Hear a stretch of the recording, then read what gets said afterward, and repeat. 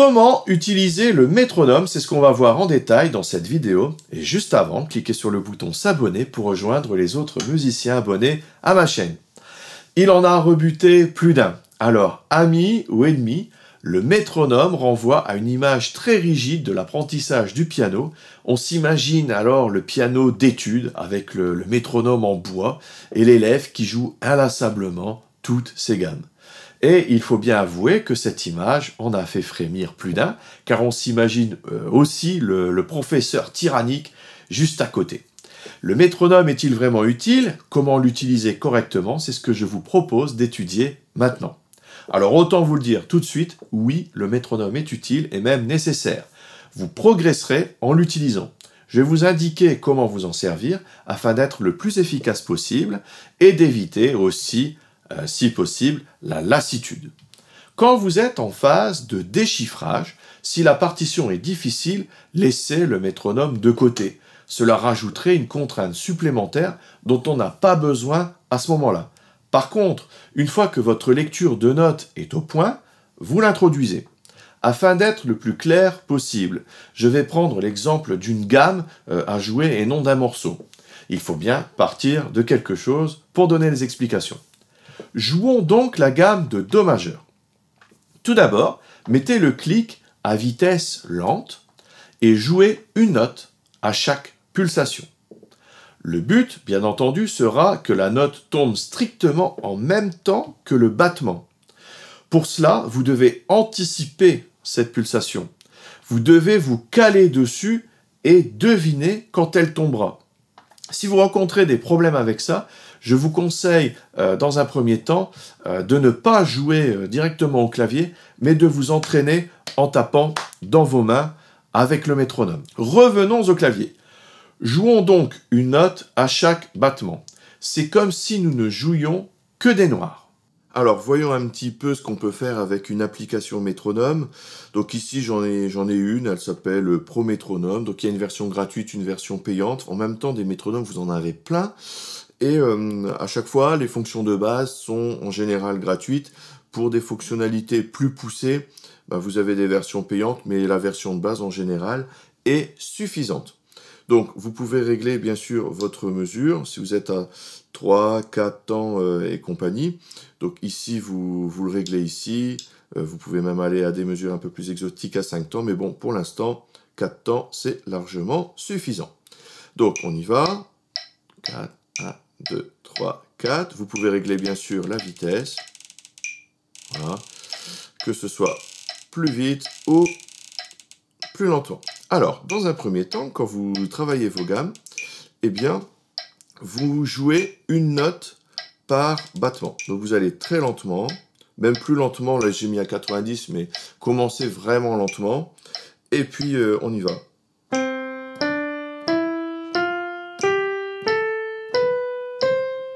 Voilà, en montant et en descendant, en marquant chaque battement grâce au métronome. Donc il faut essayer vraiment d'acquérir cette régularité. Vous le faites bien sûr avec vos deux mains. Donc là je vous renvoie sur la vidéo sur les gammes, puisque j'ai déjà traité cette chose-là. Ensuite, et seulement quand vous êtes au point, jouez à l'accroche. C'est-à-dire que le clic tombe sur une note sur deux. Encore une fois, il faudra bien tomber sur le temps. C'est un petit peu plus difficile, mais je vous assure que c'est très important. Vous adaptez en jouant des croches et non plus des noirs. Alors, je reviens sur mon métronome. Au lieu de faire 1, 2, 3, 4, je vais faire 1 et 2 et 3 et 4. Ok? Donc avec le clavier, ça donne... Voilà. Et vous marquez chaque battement du métronome. Je vous montre ça. Vous voyez, je fais Do, Ré, Mi, Fa, Sol, La, Si, Do. Vous voyez? Donc évidemment là c'est assez rapide. Pour attaquer l'accroche, vous démarrez plus lentement. C'était vraiment pour vous montrer comment faire. Vous faites bien sûr la même chose des deux mains. Enfin, vous pouvez jouer au triolet ou à la double croche. Quand vous en serez à ce point-là, vous aurez déjà beaucoup progressé. Petite astuce, marquez le clic en appuyant un petit peu plus fort sur les touches quand il tombe. Cela vous donnera un réflexe qui vous donnera plus de régularité par la suite et de synchronisation des mains. Quand vous lâcherez notre ami le clic, eh bien ça ira beaucoup mieux. Vous aurez l'habitude de marquer cette pulsation. Déjà, avec les éléments que je viens de vous donner là, vous avez de quoi travailler. Ensuite, vous pouvez bien sûr faire des triolets 1, 2, 3, 1, 2, 3, 1, 2, 3. Donc là, ça tombe plus juste. Évidemment, vous faites ça sur plusieurs octaves.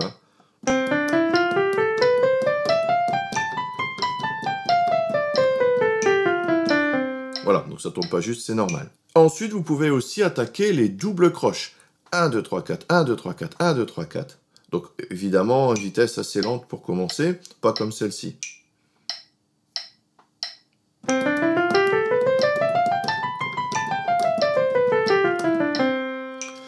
Alors, surtout, vous marquez encore une fois le temps qui est mis sur la pulsation. Chaque pulsation. 1, 2, 3, 4, 1, 2, 3, 4, 1. Il faut qu'on sente ce mouvement-là.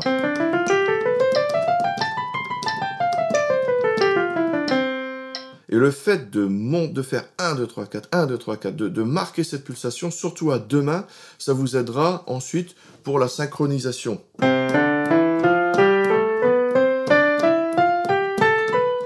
voyez, il faut vraiment marquer 1, 2, 3, 4, 1, 2, 3. Prenez ce réflexe-là, c'est très important. Vous pouvez aussi accélérer petit à petit, par exemple en ajoutant 5 points à chaque fois. Ne passez bien entendu pas à la vitesse suivante, lorsque vous ne maîtrisez pas la précédente. Dépassons maintenant notre vieux métronome et utilisons des rythmes. Et oui, avec l'électronique, vous pouvez maintenant varier les rythmes. Alors, au lieu de jouer des noirs, le métronome peut jouer d'autres choses, par exemple les rythmes suivants. Après cela, vous pouvez faire des variations rythmiques, comme j'ai déjà expliqué dans la vidéo sur les gammes. Donc, je ne vais pas revenir sur ces variations rythmiques comme croche de double, etc. Parce qu'en fait, le métronome reste le même. Là, je vais vous montrer des fonctionnalités de métronome différentes, des autres choses que je ne vous ai pas encore montrées. Donc ici, sur cette application, si je veux aller plus loin pour faire ces choses-là, eh bien, ce sont des fonctions payantes. Vous voyez, par exemple, je ne sais pas si on voit bien la caméra, je vais rapprocher. On peut faire des triolets, des choses comme ça. Alors, ce sont des choses que je vais vous montrer quand même, parce que je n'ai pas la version pro. Je vais vous montrer ça avec un pad de batteur. J'ai un pad, je vous montre ça tout de suite. Donc vous avez ici un pad de batteur, donc pour s'entraîner à la batterie, mais ça revient au même, hein, puisque les fonctionnalités de métronome sont celles que je voulais vous expliquer. Donc, je mets en route le mode métronome, et vous pouvez, bien entendu... Alors déjà, je vais faire un petit peu moins fort pour que je puisse vous expliquer correctement. Donc, comme pour l'autre, vous pouvez régler votre battement, c'est-à-dire le nombre de battements. Donc, je peux faire des mesures à 3, 4, 5, alors un temps, ça ne sert pas à grand-chose, 2 temps, 3 temps, jusqu'à 9 sur ce pad. Donc là, je vais remettre à 4. Donc là, je suis à la noire. Et là où c'est intéressant, c'est quand je peux changer ce truc-là. Donc, je vais varier les rythmes. Donc là, il va me montrer des croches. 1 et 2 et 3 et 4. Et quand je le faisais tout à l'heure au piano, eh bien, ça peut sacrément vous aider. Vous voyez? Donc, ensuite, je continue. Vous avez des trios 1, 2, 3, 1, 2, 3. Donc ça, on l'a fait aussi. Tout à l'heure, j'ai fait la démo au piano. Donc, pour l'instant, ça, c'est juste une aide par rapport à ce que je vous ai montré tout à l'heure. Mais, vous avez des rythmes plus compliqués, c'est-à-dire un triolet, mais en mettant que le premier et le dernier. 1, 2, 1, 2, 3, 1, 2, 3, 1, 2, 3. Et en fait, on fait que le 1, 3, 1, 1, 2, 3, 1, 3, 1, 3, 1, 3.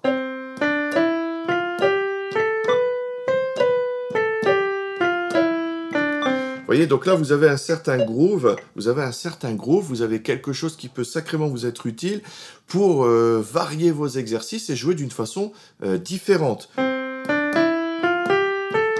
Il y a un petit balancement. Et d'ailleurs, entre parenthèses, ce rythme-là est très utilisé dans des musiques rhythm and blues et blues.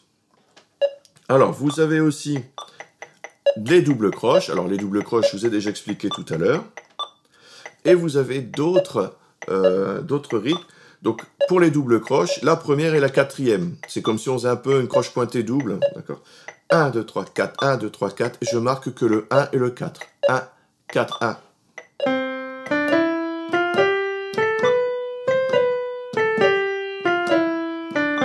Voilà, donc ça c'est aussi un rythme qui peut être intéressant.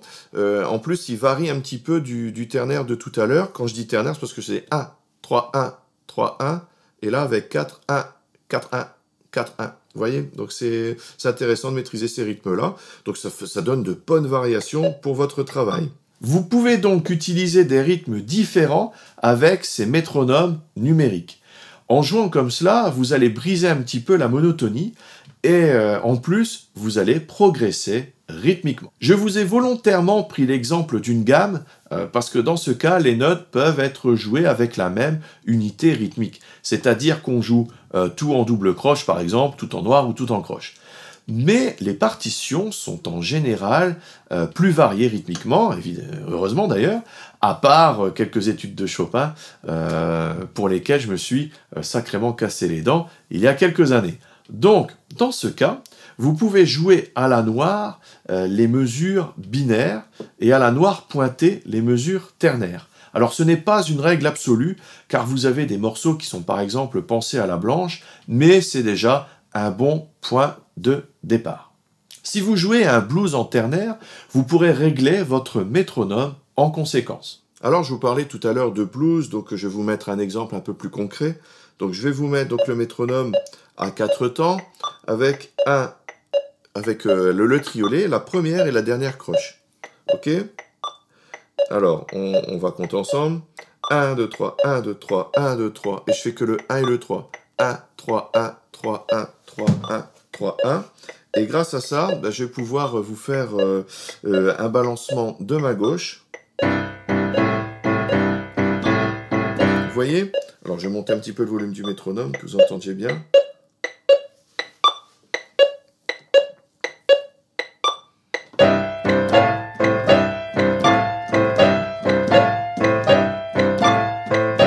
Vous voyez? Donc là, vous pouvez travailler des morceaux blues avec ce système-là. Et si vous en avez assez, vous en avez marre, vous avez envie de balancer votre métronome par la fenêtre, eh bien, que faire dans ce cas?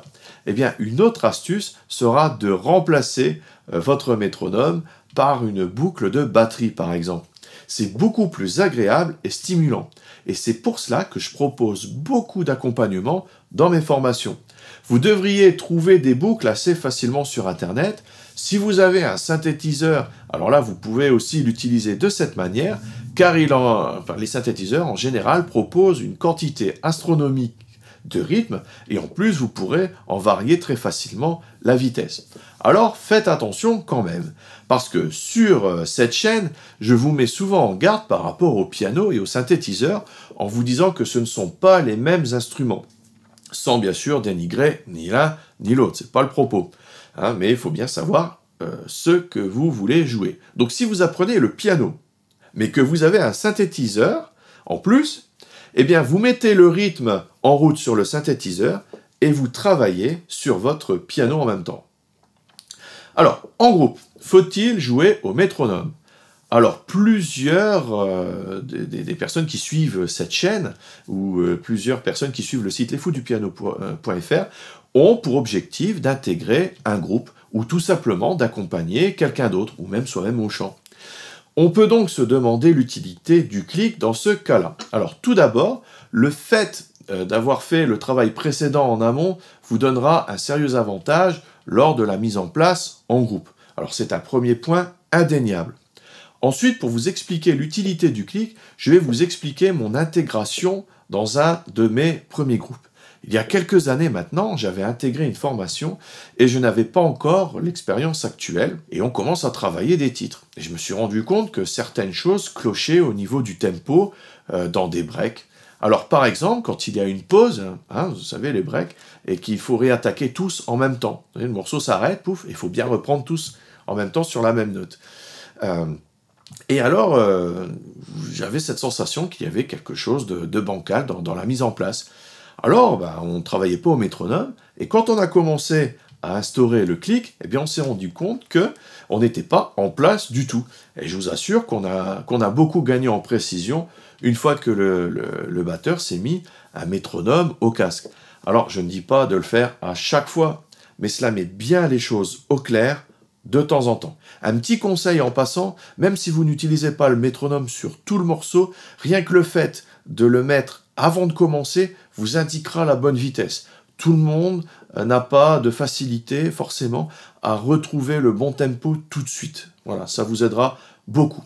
Et si vous voulez maintenant vous enregistrer en studio ou en home studio, eh bien on joue très souvent au clic. À moins d'être un super spécialiste, méga pro, on joue au clic. Alors cela peut paraître embêtant. Alors je n'ai pas le temps d'évoquer les raisons pour lesquelles c'est important ici, car ce n'est pas du tout le sujet, mais jouer au clic est plus que monnaie courante en séance d'enregistrement. Donc pendant votre séance, en studio, un jour, j'ai demandé à mon ami batteur, qui est professionnel, si ce n'était pas trop embêtant de toujours devoir faire attention au clic. C'est vrai, c'est plutôt le batteur qui va nous guider dans ce cas-là. Nous, le clic, on l'a, mais on est stimulé plus par la batterie. Et il m'a dit un jour qu'il ne fallait pas être obsédé par le clic, mais plutôt le considérer comme un membre du groupe quand il joue. Vous savez, un petit peu comme si quelqu'un jouait du tambourin ou des claves. Et à la fin, on ne s'en rend plus vraiment compte, et cela devient de plus en plus naturel. Entraînez-vous donc à jouer au clic, car cela remet votre jeu en place. Et dans le jeu au piano, il arrive souvent que l'interprète prenne des libertés avec la pulsation. Ça arrive en musique classique souvent. Et quand il joue seul, il y a de temps en temps des ralentis ou des accélérations. Alors je vous mets vraiment en garde. Il faut que ces variations soient contrôlées et que vous en ayez la conscience et la maîtrise. C'est pour cela que je vous conseille d'abord de jouer au métronome pour que la pulsation soit vraiment au point dans votre tête et maîtrisée. Et si le morceau permet des libertés, eh bien dans ce cas, faites-le en ayant conscience. Eh bien, merci encore une fois d'avoir suivi cette vidéo et en complément, vous êtes libre de recevoir mes guides et mes vidéos de formation gratuites. Ce sont des cadeaux de bienvenue dans lesquels j'explique comment jouer du piano grâce aux accords, toute la théorie, comment enrichir votre jeu et 10 façons différentes de jouer un même morceau suivant votre niveau. Une 60aine de pages de guide, plus de 2 heures de vidéo, des partitions, des playbacks. Et pour recevoir tout ça, vous cliquez sur le lien dans la description. Vous allez vous retrouver sur le site, vous aurez un formulaire, il suffira de mettre votre prénom, votre email, et vous recevrez tout ça automatiquement. Et si vous avez aimé cette vidéo, cliquez sur le petit bouton j'aime. Si vous pensez qu'elle peut aider quelqu'un, vous pouvez aussi la partager. N'oubliez pas de cliquer sur le bouton qui va bien pour vous abonner à la chaîne et ne louper aucune des prochaines vidéos.